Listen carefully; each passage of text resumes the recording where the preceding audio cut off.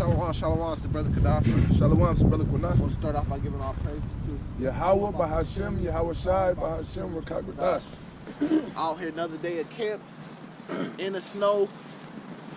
Finna get straight to it, so we just gonna jump straight into Jeremiah 49, and we just gonna build off Jeremiah 49 today. Really just break down the punishment and the judgment of this place, you know. Prophecy, that's what we want to go into, is prophecy, you know, and what's coming, you know. We're not going to the truth, you know, hopefully waking up the elect to the best of our ability, what the Lord gave us, you know. We hoping that, you know, here soon we can start seeing that judgment come down. Jeremiah 49:1. Concerning the Ammonites, thus saith the Lord, hath Israel no sons? Have he no hair? Why then doth their king inherit Gad, and his people dwell in his cities? Therefore, behold, the day is come, saith the Lord, that I will cause an alarm of war to be heard in Rabbah of the Ammonites, and it shall be a desolate heap, and her daughters shall be burned with fire. Then shall Israel be heir unto them that were his heirs, saith the Lord. Precept. Let's say the Lord with transgression of the law, for I will not turn away the punishment thereof, because they have ripped up the woman who was the child of Gilead, that they might enlarge their borders. Yeah. So it's just showing that. And we just starting at the beginning of this chapter, so that's why I'm starting with Ammon. But it's not just Esau that's going to get punished. These other nations are too. That's what I was going to say. That's exactly what I was going to say. Just like we had to serve out our punishment amongst these nations. You know what I'm saying? All of the rest of the nations got to serve out their punishment amongst them. And I think some rappers or some ball players or something went over there to, I don't know if it was Japan or China somewhere, and they was calling them the N-word and stuff like that. So it just shows that hatred that they got for us too. Worldwide, it's a worldwide hatred of the true Jew. You see what I'm saying? Simply just because we the Lord's people, and they know how great our Lord is. They about to find out. Verse 3. How, O Heshbon, for A is spoiled. Cry ye daughters of Rabbah, gird you with sackcloth, lament and run to and fro by the hedges. For their king shall go into captivity, and his priests and his princes together. Wherefore glorious thou in the valleys, thy flowing of the valley, O backsliding daughter, that trust in her treasures, saying, who shall come unto me? Behold, I will bring a fear upon thee, saith the Lord God of hosts, from all those that be about thee, and ye shall be driven out every man right forth, and none shall gather up him that wander. This is Psalms 149, verse 5. Let the saints be joyful in their glory, Let them sing aloud upon their beds. Let the high praise of God be in their mouth and a two-edged sword in their hand. Going with Revelation 15, we're going to be singing the song of Moses, which is really the song of salvation when the Lord comes. Just praising the Lord for that salvation. And watch this. Now, we got a two-edged sword in our hand, right? And watch this. To execute vengeance upon the heathen and punishment upon the people. This is why they so scared of the Lord coming back, because that vengeance that's coming. And then it's going to come by the way of our hands, too. So they really hate that. You know, to bind their kings with chains. So the premier over there in China, he's going to chains. And their nobles with feathers of iron, because that's what happened to us, right? To execute upon them the judgment written dishonor and law.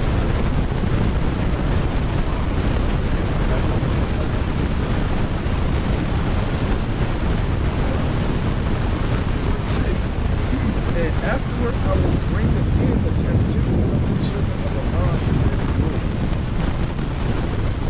Verse 7. Concerning Edom, thus saith the Lord of hosts, whose wisdom no more is tempted. His counsel perished from the prudent, is their wisdom vanished. Ye turn back, will eat of the heavens of the God. For I will bring the calamity of Esau upon him, the time that I will visit him. Right here, precept. It's back in Amos chapter 1, verse 11. Thus saith the Lord, for 3 transgressions of Edom before I I will not turn away the punishment thereof, because he did pursue his brother with the sword.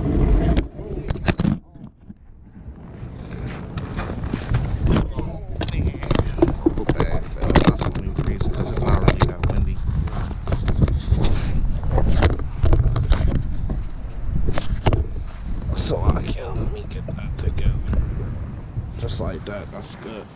Let me start that back over. Amos 1 verse 11, because they say not to Ahara Edomite. That's what they go to. Well, you're not supposed to Ahara Edomite. Amos 1 verse 11. Thus saith the Lord, for 3 transgressions of Edom, and for 4 I will not turn away the punishment thereof, because he did pursue his brother with the sword. So we wasn't supposed to abhor an Edomite, but because of his transgressions, he have a punishment coming for him. And the Lord said he hate Esau, so we also hate Esau too. It says, oh damn, I ain't. So like, let me get my garment on. Let me finish this. I will turn away the punishment thereof, because he did pursue his brother with the sword. So since he pursued us with the sword, that brotherly covenant that it talks about not to Ahara Edomite, that was done away with. Now he has a judgment coming for him, and it's going to be by the hands of the Israelites, like I just read in Psalms 149, Revelations 13, Revelations 2, right? It says, and did cast off all pity, and his anger did tear perpetually, and he kept wrath forever. So because of that, got a judgment. You got it. Verse 9. If grape gatherers come to thee, would thee not leave some gleaning grapes? If thieves by night, they will destroy till they have enough. But I have made Esau bare, I have uncovered his secret places, and he shall not be able to hide himself. Which was just what we was just going on. It's kind of explaining how we was what's been going on. Salakia. Before camp, we was just doing a video on the movie, right? And it showed back all the way back in the ancient times how Esau been, you know what I'm saying, how he been just evil, just all the way continuing up until now. You see what I'm saying? So that's what the Lord mean when he say, I will make him bare, and I will uncover his secret places. You see what I'm saying? So people can understand that since the beginning of time, right, that Esau has always been the way that he is, that we see it today. Since the ancient times, should I say. And he shall not be able to hide himself. His seed is spoiled, and his brethren and his neighbors, and he is not. Leave thy fatherless children, I will preserve them alive. I will preserve them alive, and let thy widows trust in me. Not windows, widows. So like, verse 12, for thus saith the Lord, behold, they whose judgment was not to drink of the cup have assuredly drunken. And art thou he that shall altogether go unpunished? Thou shalt not, thou shalt not go unpunished, but thou shalt surely drink of it. Right there. So I got a precept for that. Right? This is Lamentations 4, and this is verse 21. Rejoice and be glad, O daughter of Edom, that dwelleth in the land of Oz. The cup also shall, see, talking about that same cup. The cup also shall pass through thee. Thou shalt be drunken and shall make thyself naked. Now, you say, what cup? Well, that's the cup of judgment, punishment. It just read it in Jeremiah 49. So it's saying, look, be glad, right? They got their kingdom right now. They in rulership right now. They got everything at their fingertips right there. They got power over the Israelites right now. But it says, look, you going to drink of that cup too. All that slavery and the transatlantic slavery, that kill, rape, robbery, murder that the Israelites went through, you finna drink of that same cup. Now watch this. Verse 22. The punishment of thy iniquity is accomplished, O daughter of Zion. That's what we want to hear, man. That's what we praying for. That's what our faith is about. Where the Lord say, look, y'all punishment is done. Y'all done. Y'all went through everything. Y'all done now. Now I'm finna get on Edom. I'm finna get on these other nations. O daughter of Zion, he would no more carry thee away into captivity. He will visit thy iniquity, O daughter of Edom. He will discover thy sins. Like it said, discover thy secret parts. He gonna discover their sins, and then he gonna say, look, Israelites, you know, so it's hard for us when we go through a lot, knowing that we in this captivity still, but the Lord gonna take those curses off us and put them on our enemies and talk about that in Deuteronomy 30. Got it. verse 13. For I have sworn by myself, saith the Lord, that Basra shall become a desolation, a reproach, a waste, and a curse, and all the cities thereof shall be perpetual waste. I have heard a rumor from the Lord, and an ambassador is sent unto the heathen, saying, gather ye together and come against her, and rise up to the battle. So he gonna destroy all the cities of America, Mystery Babylon. Because what's the only way to cleanse the land? By the blood of him that sheddeth it. Yes, sir. Verse 15. For lo, I will make thee small among the heathen, and despised among men. They terribleness hath deceived thee, and the pride of thine heart, O thou that dwellest in the clefts of the rocks, that holdest the height of the hill, though thou shouldest make thy nest as high as the eagle, I will bring thee down, thence saith the Lord. Here, precept, Obadiah 1, verse 4. Though thou exalt thyself as the eagle, see, this is how you break down the Bible, precept upon precept. Divide the word, right? And though thou set thy nest among the stars, this will I bring thee down, saith the Lord. If these came to thee, if robbers by night, how art thou cut off? Would they not have stolen till they had enough? Meaning they stole Israel, they stole Africa, they stole Europe, they stole America, islands, Canada, Mexico, and they just keep going. They just won't stop, right? It says, if thy grape gatherers came to thee, would they not leave some grapes? How are the things of Esau searched out? How are his hidden things sought up? All the men of thy confederacy have brought thee even to the border. The men that were at peace with thee have deceived thee and prevailed against thee. They that eat thy bread have laid a wound under thee. There is none understanding in him. So you might say, what is verse 7 talking about? The man that was with peace with him deceived him. That's talking about NATO. That's talking about the EU. That's talking about their alliances that's going to switch on them and fight against them. That's really going to set them up. It's going to be by the way of the Lord. And let me pull it out. Let me break it down to you. Right. Revelation 17. Right?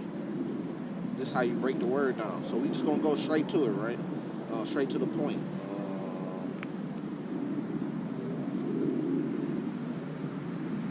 Right here, Revelation 17, verse 14. These shall make war with the Lamb, and the Lamb shall overcome them. For he is the Lord of lords, the King of kings, and they that are with him are called, chosen, and faithful. And he's saying to me, the waters which thou sawest, where the horse sitteth, are peoples, multitudes, nations, and tongues. Right? He's the people that America's over. Right? It says, and the 10 horns which thou sawest, this is the EU, which is the economic side, and then the military side is NATO, that America sits at the top of. It's the great heart that's riding on this beast, but these countries make up alliances together. Watch this. And the 10 horns which thou sawest upon the beast, these shall hate the whore, so they're going to turn against the whore, the ones that had alliances, right? And shall make her desolate and naked, and shall eat her flesh and burn her with fire. How do one country burn another country with fire? Missiles, nuclear missiles, man. Right? It says, for God has put it in their heart to fulfill his will and to agree. That's an alliance. They made peace. They agree with him. The Lord put it in these other nations' heart to agree with America and make alliances with America until a point in time. Right quick? Yeah. Which also goes back to a few precepts ago where it says, I will make her bare, and I will expose her hidden secrets. So all of the other nations, part of the reason why they're gonna turn against America is because all of the other nations are seeing how grimy America is. You see what I'm saying? How many alliances have America done went back on? You know what I'm saying? I'm promised nations that if we form this allegiance together, that in certain situations we'll do things for y'all, and went back on that. You see what I'm saying? So these people, all these different nations are seeing that. Revelation 17:17 again. It says, and God has put in their hearts to fulfill his will and to agree, and give their kingdom into the beast, until the word of God shall be fulfilled. So they gave their kingdoms, they gave their alliances. These different countries banded up with America until a certain point in time. And the woman which thou sawest is that great city which reigned over the kings of the earth. Is it talking about city like St. Louis City or something like that? It's talking about city is the same thing as a country. Because what makes up a country? Citizens. citizens go back to a city. So America, Mystery Babylon, it's United States of America, but it's America all one together. You have something called the federal. It's all one big city together, but it's cut into little small pieces at the same time. Verse 17. Also Edom shall be a desolation, every one that goeth by it shall be astonished, and shall hiss at all the plagues thereof. As in the overthrow of Sodom and Gomorrah, and the neighbor cities thereof, saith the Lord, no man shall abide there, neither shall a son of man dwell in it. Behold, he shall come up like a lion from the swelling of Jordan, against the habitation of the strong, but I will suddenly make him run away from her. And who is a chosen man that I may appoint over her, for who is like me, and who will appoint me the times, and who is that shepherd that will stand before me? Therefore hear the counsel of the Lord that he said that he hath taken against Edom, and his purpose that he hath proposed against the inhabitants of Teman. Surely the lest of the rock of the flock shall draw them out. Surely he shall make their habitations desolate with them. Now, you got to ask yourself, why the Lord going so hard on Edom? You know what I'm saying? He had just a little passage on Ammon.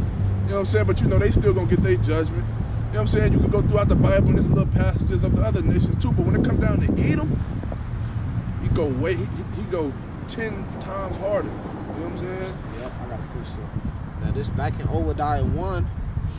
Verse 8, shall not in that day, say the Lord, even destroy the wise men out of Edom, and the understanding out of the Mount Esau. And this going to answer that question, why you going so hard on Edom. Right. Verse 9, and thy mighty man, O Teman, so when it says Teman, just like it said Teman in there, it's just referring back to the Edomites, shall be dismayed to the end that everyone out the Mount of Esau might be cut off by slaughter. And why? Why is going to cut off everyone out of Edomites? Verse 10, for thy violence against thy brother Jacob, the Israelites. What the white man has been doing, it has done to the blacks, the West Indians, Haitians, Dominicans, Puerto Ricans, Cubans, Mexicans, to this day. This is why. For thy violence against thy brother Jacob, shame should cover thee, and thou should be cut off forever. Just simply because they're the nation that has the most hatred for us than any other nation. They're the nation that touched the apple of the Lord's eye. They're the nation that did the worst things to the blacks and the browns than any other nation on earth. That's why. Okay. And that's simply just because the birthright. Verse 21. The earth is moved at the noise of their fall. At the cry of the noise thereof was heard in the Red Sea. Behold, he shall come up and fly as the eagle and spread his wings over Basra. And at that day shall the heart of the mighty men of Edom be as the heart of a woman in her pains. Yeah, but it tells you in 2 Esdras 13 that the Lord, they going to be so afraid, but does fight. Right. Because the Lord going to put in a spirit to still fight against them. Because the Lord wants a contest. He wants a fight. You know, the Lord is a man of war. It tells you that. So he building up, just like how he built up Egypt to be the greatest thing on earth during that time. And then when he destroyed the Egyptian army, his name was glorified. When the Israelites went back to the land during the time of Joshua, after being in the wilderness, you know, that people feared the Israelites. They feared the Jews because they was like, man, we know what your Lord, we know what your Lord just did to the Egyptians.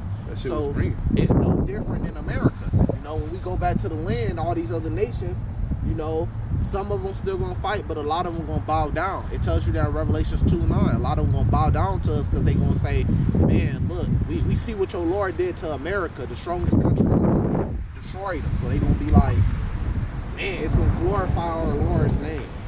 And it talks about us having a feast, a festival, a high holy day that's gonna mark the day when the Lord destroys this place, you know.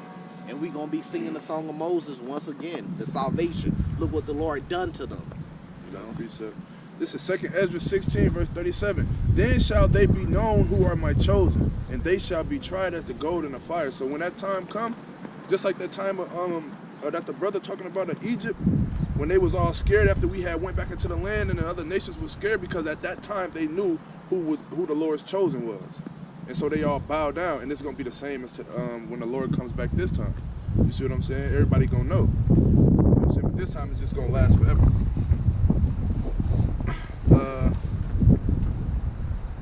Verse 23. Concerning Damascus, Hamath is confounded, and Arpad, for they have heard evil tidings. They are faint-hearted. There is sorrow on the sea, it cannot be quiet. Damascus is waxed feeble and turneth herself to flee, and fear hath seized on her. Anguish and sorrows have taken her as a woman in travail. How is the city of praise not left the city of my joy? Therefore her young men shall fall in her streets, and all the men of war shall be cut off in the day, saith the Lord of hosts. I want to get back in Obadiah 1 verse 18. It says, the house of Jacob shall be a fire, and the house of Joseph a flame, and the house of Esau for stumble. Because the Israelites, we, just like during the time of Rome, we're here in America now. We're a part of this. So when all hell break loose, man, you know, the Lord going to let his people get vengeance. And they going to tear up this place, man. And so that's why the house of Esau going to be stumbled. His cities are going to be ran down, trodden down, destroyed. A lot of gang activity going to be taking over cities and stuff like that. A lot of looting. Just like watching the movie The Walking Dead, you know, and then they going to have like places that they try to lock down and run into their bunkers and shit like that.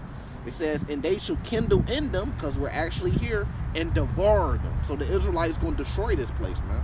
It says, and there shall not be any remaining of the house of Esau, for the Lord has spoken. Verse 27. And I will kindle a fire in the wall of Damascus, and it shall consume the palaces of Ben-Hadad. Concerning Kedar, and concerning the kingdoms of Hazar, and Nebuchadnezzar, king of Babylon, shall smite. Thus saith the Lord, arise ye, go up to Kedar, and spoil the men of the east. Their tents and their flocks shall they take away. They shall take to themselves their curtains, and all their vessels, and their camels, and they shall cry unto them. Fear is on every side. Flee, get you afar off, dwell deep, O ye inhabitants of Hazar, saith the Lord. For Nebuchadnezzar, king of Babylon, have taken counsel against you, and have conceived a purpose against you. Arise, get you up unto the wealthy nation that dwelleth without care, saith the Lord, which have neither gates nor bars, which dwell alone. So that's not even on our point to keep on. Is it in the chapter? Probably like 6, 7 more verses. 7, 8 more verses. It say, and their camels shall be a booty, and their multitude of their cattle a spoil. And I will scatter into all winds them that are in the utmost corners, and I will bring their calamity from all sides thereof, saith the Lord. And Hazar shall be a dwelling for dragons, and a desolation forever. There shall no man abide there, nor any son of man dwell in it. Right, so just qualify like for today, when all hell break loose, and it speaks about this. It's in Revelations, like at the end.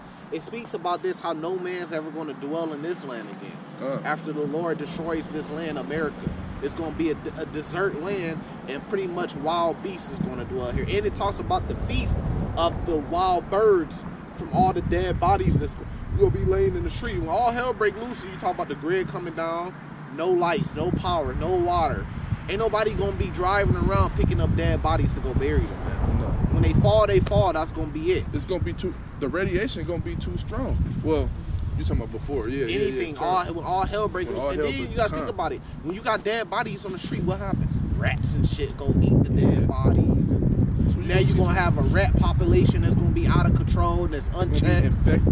Infested with all typs of rabies and disease, so they're going to be dangerous. They're going to be, and then when they get to that point, you know what I'm saying? You already know that the Lord took the spirit off of the animals. You know, they're supposed to be scared of us when they see us.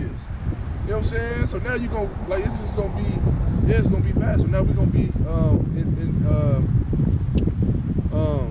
diseases, bird flu. Yeah, bird flu, bird diseases, and they're going to be attacking, trying to bite. Yep, you're going to have wild animals in the city, just like I Am Legend. lions and mountain lions downtown running after you. You bring the corner, there's a mountain lion right there. You running for your life. All type of shit, man. But this is Isaiah 13, just a precept. Verse 13, I want to start at. Therefore I will shake the heavens, and the earth shall remove out her place in the wrath of the Lord of hosts in the day of his fierce anger. And then another thing, so the Lord will use, so it's like a parable, you know what I mean? Like he will use like names of ancient nations, but he will still be talking about something that's going to happen today. He's just calling these people by their ancient names.